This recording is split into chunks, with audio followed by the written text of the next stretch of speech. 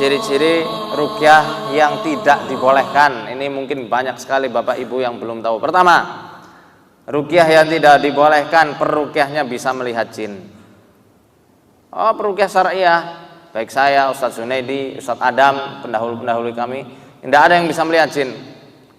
Soalnya celana jin. Ya. Kalau orang yang bisa melihat jin, kita tidak pandang bulu. Walaupun dia mengaku sebagai ahli agama sekalipun, dia ngaku bisa lihat jin, matanya ada jinnya. Bahkan Imam Asy-Syafi'i mengatakan, man za'ama annahu ra'ahum ruddat syahadatuhu wa uzira li mukhalafatihil Qur'an. Barang siapa ngaku-ngaku bisa melihat jin, maka kami tolak persaksiannya dan dia harus dihukum karena telah menyelisihi Al-Qur'an. Al-Qur'an ayat yang mana? Ayat 27 surat Al-A'raf di juz 8. Allah Subhanahu wa taala berfirman, innahu yarakum huwa wa qabiluhu min haitsu la tarawnahum. Sesungguhnya iblis dan kabilah-kabilahnya dari bangsa jin ngelihat kalian dari tempat yang kalian itu tidak bisa melihat mereka. Bisa ngaku-ngaku melihat jin, kamu ini yang ngintil adalah kuntilanak, gondoruwo, pocong, babi ngepet dan lain-lainnya, sudah itu orang kesetanan, tidak usah dipercaya. Pernah ada di sini tiba-tiba datang, kamu tuh ada yang ngikutin, bilang aja di matamu ada setannya, harus diruqyah. Yang diruqyah kamu, bukan saya. Yang kedua, ada praktek-praktek penerawangan, ini juga tidak dibenarkan.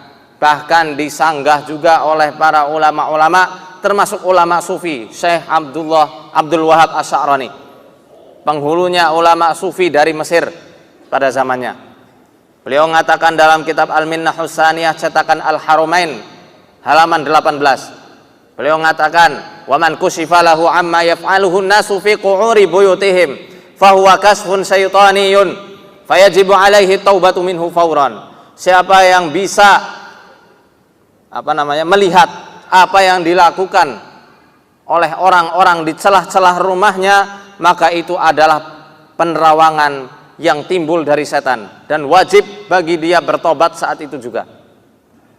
Ketiga, dalam praktek ruqyah syariah tidak ada praktek-praktek untuk menangkap jin ke dalam botol. Penjelasannya rada panjang, saya singkat karena 5 menit lagi.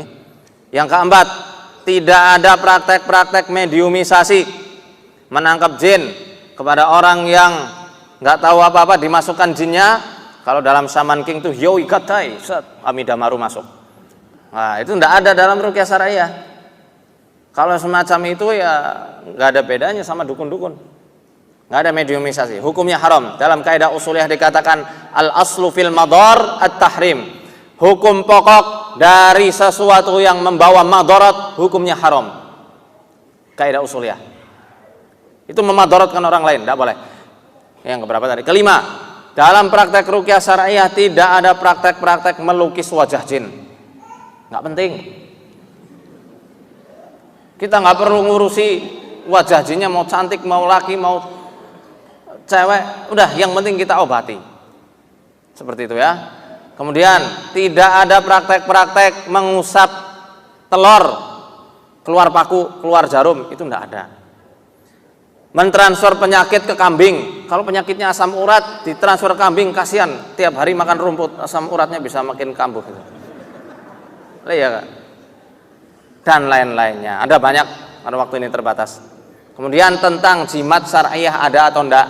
Tidak ada, karena azimah sendiri, jimat asalnya dari kata azimah. Azimah itu sinonim dari kata ar-ruqyah. Tapi kalau jimat dalam bahasa Indonesia itu sebangsa kayak pring petuk, keris, tombak yang disucikan, maka tidak ada jimat syariah kalau ditinjau dari sisi bahasa Indonesia.